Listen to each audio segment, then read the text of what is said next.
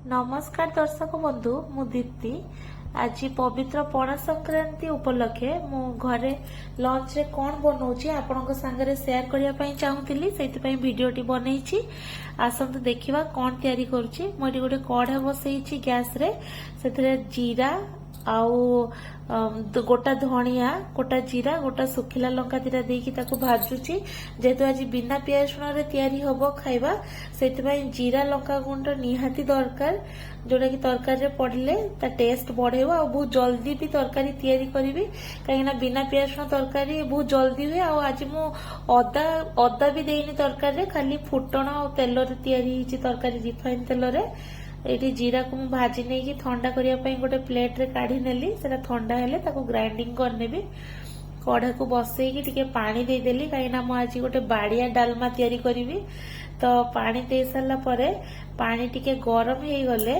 से टिके लुण आ टिके हल्दी पकईदेवी जोटा कि फुटिला परे जाइकी मु परिबा देबी ये पानी देखंतु गरम हो आसलानी से लुण दे देली टेस्ट अकॉर्डिंग टू टेस्ट तापरे हल्दी देदेवी हल्दी दे सारा परे पानी फुटी आसले परिबा इतपाई देबी काहेकि ना बाइगण अछि आ बाइगण टे कांक सिजा हे जीवो खराब लागियो खाया पई एबे हल्दी दे देली एबे पानी टाको टिके समय फुटिया पई छाडी देबी पानी गरम हे आसला एबे डाली दे देली मु मुग डाली रे डालमा करूची आपण चाहिले हरड़ डाली रे भी करि परिबे मुग डाली दे देली मुग डाली देला परे परिबा देबी परिबा रे मु बोईतालु आलू बाइगण आ सजना छुई बिलाती काटिकी धोईकी रखीची एबे पानी मोर गरम हे आसिलानी टिके वेट करि जिवा पानीटा भलो भाबरे फुटी जाऊ देले परिबा छाडी देबी एबे हे आसिलानी आ परिबा छाड़ीबा आगुरु आपण पानी जेतेबेले डाली रो पानी फुटिबो फेण हे जिवो से फेणटा को निहाती भाबरे आपण काढी देबे कहीं से फेणटा खाइबा भलो नुहे देह पाई आपण जदी कढ़ई रे डाली करिवे ताले फेण काढी देबे जदी आपण प्रेशर कुकर रे डाली तयारी करछंती ताले आपण आगे प्रेशर कुकर रे डाली किछि समय फुटी गला परे फेणटा को काढी देकी तापरे आपण सिटी पई बसई देबे सेतेबेले प्रेशर दे देबे किछि प्रॉब्लम नाही किंतु ए फेणटा निहाती काढीबे तो मैं काढ़ी देली फेण जति कि पारिबी काढ़ी देली तापरे भलो भाबरे देखिकी आपण काढंतु तापरे काढ़ी देला परे एबे परिबा सब दे देबी मु एठी दे देली बाइगण बिलाती आ बोईतालु आलू दे देली किंतु सुजना छुई एबे देबिनी सेटा परे देबी काहेना सेटा खोली जिवो आ फिटी गले डालमा रे भल लागिवनी तो सेटा साइड रे रखी देली तो परिबा अधा सिजा हे गले डाली अधा सिजी गले तापरे मु सजना छुई देबी डाली रो पानी टिके फुटी आसले ताको घोड़ी की सिझे देबी तापरे मु सेठी भात पानी बसई देइछि भात पानी फुटी आसलानी माजी अरुआ भात जेतु करछि आ मु जेबे भी अरुआ भात घरे करे सेतरे निहाती भाबरे दिए मु अन्नपूर्णा पत्र मते बहुत पसंद अन्नपूर्णा पत्र मु छात रे लगीछि आ अन्नपूर्णा पत्र देइछि तापरे अरुआ चाउल भलसे धोईकी 10 मिनिट आगुरु ताको पानी रे टिके बतरे देइथिले एटा नुआ अरुआ चाउल तो देखिया पई रांधिकी देखिकी रांधिया पई पड़िबो नले लागि जिवो आ अरुआ चाउल रे पानी भलसे फुटी आसले अरुआ चाउल अन्नपूर्णा पत्र छिड़ेकी धोईकी रखीथिली सेगुडा एबे देई दउची तापरे अरुआ चाउल रांधिला बेले सब टिके लुण सेतरे देबे खाया पई बहुत स्वाद होई थाए भात रे आ रांधिला बेले रांधिबा समय रे लुण देबे तापरे लेंबू टिके चुपुड़ देबे आपण उष्णा रांधंतु किबा अरुआ रांधंतु जहाँ भी रांधंतु लेंबू चुपुड़ले सेटा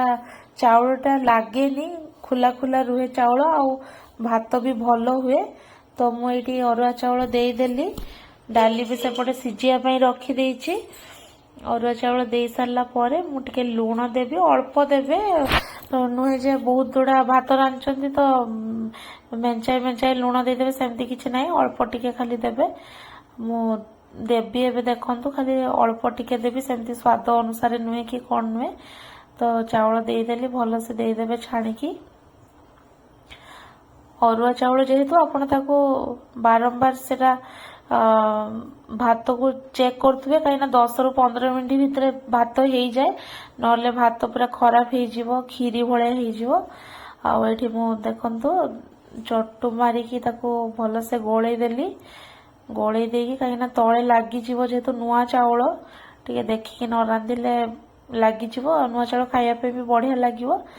ଆଉ ଅନ୍ନପୂର୍ଣ୍ଣା ପତ୍ର ଆପଣଙ୍କ ବାଡିରେ ଯଦି ନଥିବ, ଆପଣ କୋଉଠୁ ବି ସଂଗ୍ରହ କରିକି ଆଣିକି ଗୋଟେ କୁଣ୍ଡରେ ଛାତ ଉପରେ କିମ୍ବା ଆପଣ ଯୋଉଠି ବି ଘରେ ଲଗେଇ ଦିଅନ୍ତୁ। ଆଉ ଯେତେବେଳେ ବି ଅରୁଆ ଭାତ କରିବେ କିମ୍ବା କ୍ଷୀରି କରିବେ ପକେଇବେ, ବହୁତ ଟେଷ୍ଟ ଲାଗେ, ତାର ବାସ୍ନା ବହୁତ ସୁନ୍ଦର। ଏବେ ମୁଁ ଟିକେ ଲୁଣ ଦେଇଦେଲି, ଅଳ୍ପ ଟିକେ ଖାଲି ଲୁଣ ଦେଇଦେଲି, ବାସ୍ ସେତିକି ଟିକେ। ତାପରେ ମୁଁ ଟିକେ ଲେମ୍ବୁ ଚୁପୁଡି ଦେବି। ଆଉ ମୁଁ ଲେମ୍ବୁ ଲୁଣ ନିହାତି ଦିଏ ଯେତେବେଳେ ବି ଅରୁଆ ଭାତ ରାନ୍ଧେ, କେବେ ବି ଭୁଲେନି। ଆଉ ଏଇ ଛୋଟ ଛୋଟ ଜିନିଷ ଗୁଡା ହିଁ ଖାଇବାର ସ୍ୱାଦ ବଢାନ୍ତି।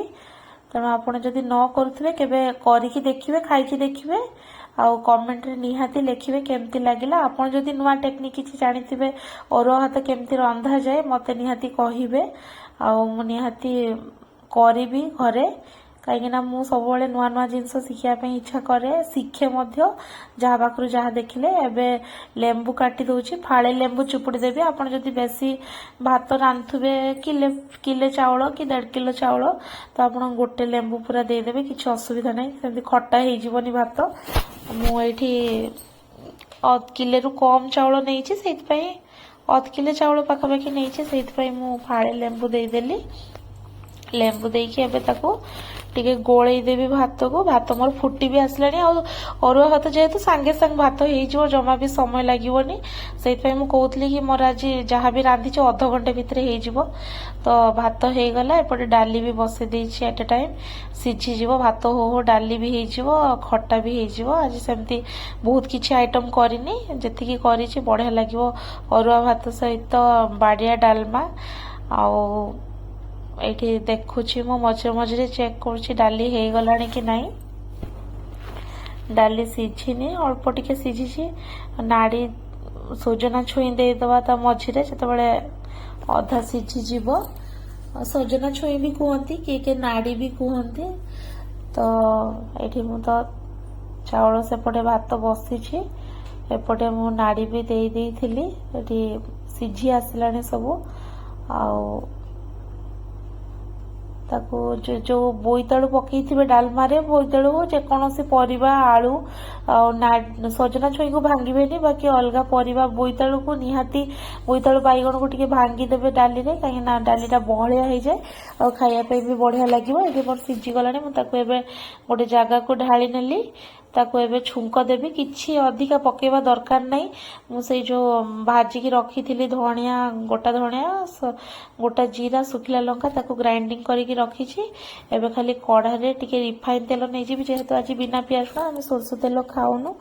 ରିଫାଇନ ତେଲ ନେଇଯିବି। ରିଫାଇନ ତେଲରେ ଟିକେ ଫୁଟଣ ଆଉ ଟିକେ ଶୁଖିଲା ଲଙ୍କା ଦେଇଦେବି।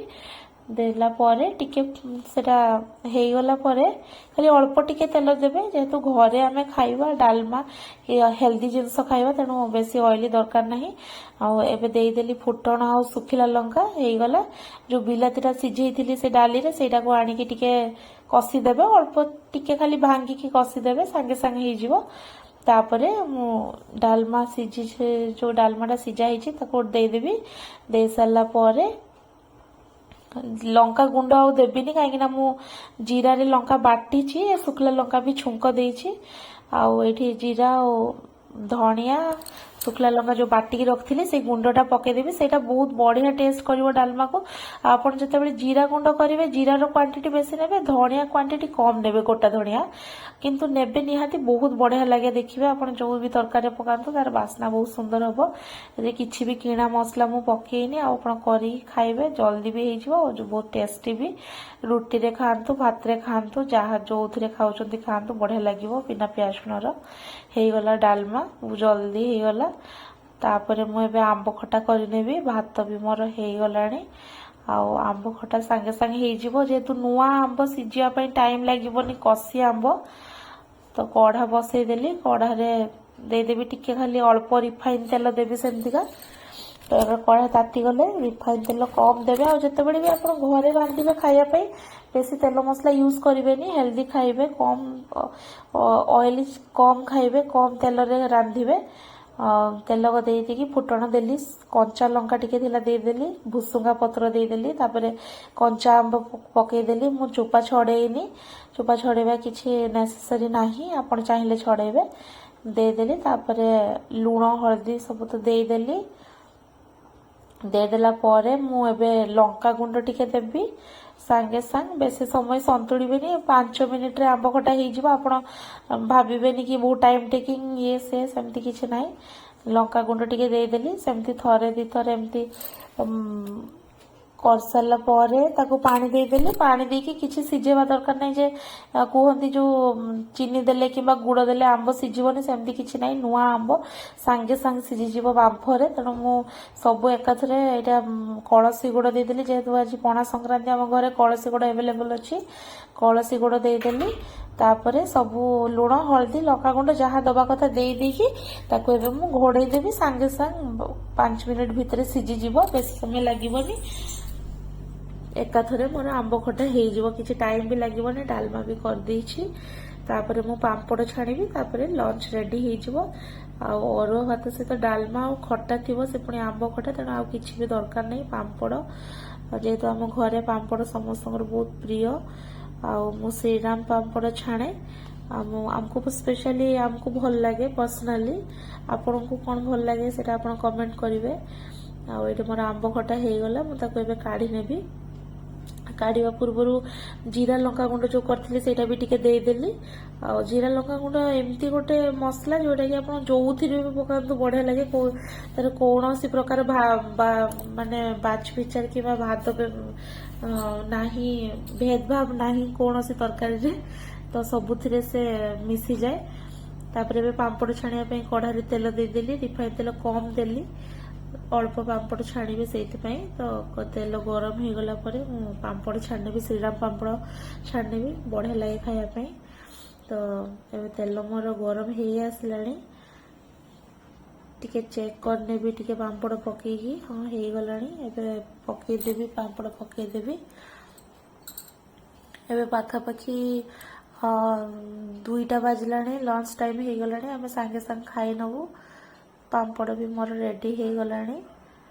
ତାପରେ ଆମ ବାଡ଼ିରେ କଦଳୀ ଗଛ ଅଛି, ଯେଉଁଟାକି ଆମ ହାତ ପାଇଯାଏ ପତ୍ର ଆମ ବେଲକୋନିକୁ।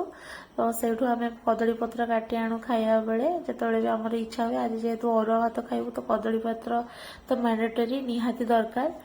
କଦଳୀ ପତ୍ର ବି ନେଇ ଆସିଲି। କଞ୍ଚା ଲଙ୍କା ବାଡ଼ିରେ ହେଇଥିଲା, ଲୁଣ ଲେମ୍ବୁ, ଯେଉଁଟାକି ମାନେ ବଢ଼ିଆ କମ୍ବିନେସନ୍, ଲେମ୍ବୁ ଲଙ୍କା ଆଉ ଲୁଣ ଦଳିକି ଖାଉ।